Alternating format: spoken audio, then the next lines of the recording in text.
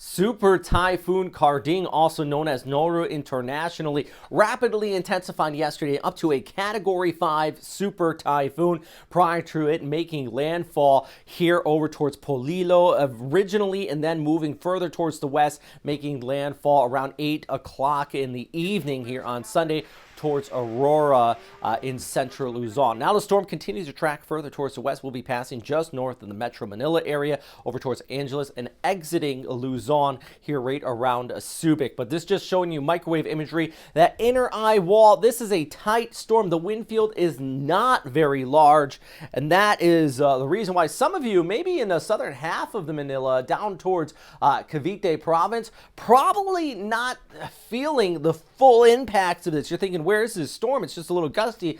People further towards the north, yeah, definitely it is a windy night heading into early Monday morning out here. Take a look at satellite imagery. You can see our storm system still at that inner eye wall kicking off here towards the west. It has dissipated over the mountains just a bit as far as that center of circulation.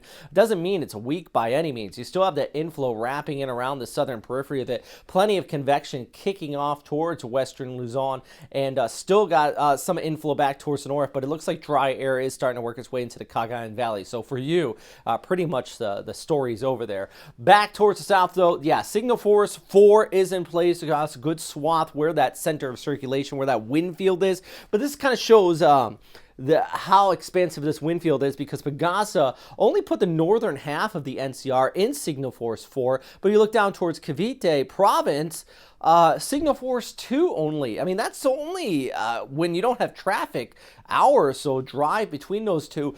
Big reason, like I said, it's that inner core, that inner eye wall in the wind field in the storm system just isn't that big. It's intense, but it's small, and thus only looking at a few provinces here under those high signal force warnings at this time. So don't let, I had a few people kind of getting smart with me in some of the comments, especially on YouTube, saying, I'm in Quezon, where is this storm system? You know, it really is not that expansive of a wind field. Remember, those signal force warnings, by the way, they have changed just this past winter, so do keep in mind they are a little bit different than they were a few years ago. Heavy rainfall also still a problem. In fact, look at the video out of the Marikina River, already starting to see water level rises here due to that heavy precipitation. If you are issued an evacuation order for your area, please take it seriously. We have seen in the past those river levels can rise pretty quick, especially in the main rivers into Manila, because a lot of tributaries are all going to come down all at once to kind of funnel in, and it'll be quicker than what you expect. People that have been through this know that, but anybody new to the area, you definitely could be seeing that. The thunderstorm system still working its way towards the west as a typhoon, could still pretty potent typhoon heading into Vietnam later on this week as we go ahead through Tuesday over towards Wednesday. You're thinking, oh wow, this storm moved a lot further south than what I was expecting. And me too, my friends. Originally we had a little bit weaker, but it edged further towards the south around that area of high pressure towards the north. And that longer track over very warm sea surface temperatures allowed for this rapid intensification up to that super typhoon status. And none of the models, none of the agencies got this right. Don't put any hate on Pagasa. I think they did a very fantastic job catching up to it and trying their best to make sure everybody was notified as this storm system really just strengthened up there.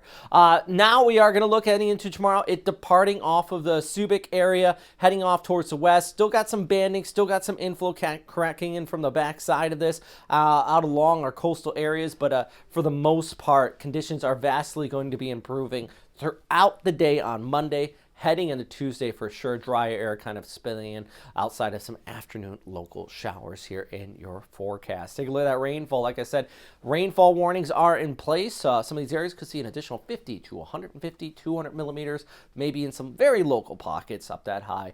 But the rain is definitely a big issue as well. So here's the main points I want you to take away from this update. Storm is moving fast. Not a large wind field out of this either. So those narrow bands of high intense winds are going to kick off quickly, hopefully, as we go through Monday. But the heavy rainfall, and there is that flooding out there into the NCR. Look at the broader forecast for our friends here across the Philippines too, heading throughout our day here on Tuesday. Davao, off towards Cagayan de Oro, 30 degrees there for you. 34 in Davao, you're actually pretty hot. Cebu, icy afternoon shower, some cloudy skies for the most part. Got that inflow on the backside of the storm, heavier showers, parts of Mindoro over towards Palawan. While Manila on our Tuesday, still could be looking at some local showers, just kind of that cloud cover on the backside of our storm as it moves further towards the west. Same thing goes for a lot of our areas further towards the north. But generally, it is going to be drier than, say, the last 24 hours. Photos or videos you want to share, send them me at Western Pacific Weather or Robert Speto Weather on Facebook.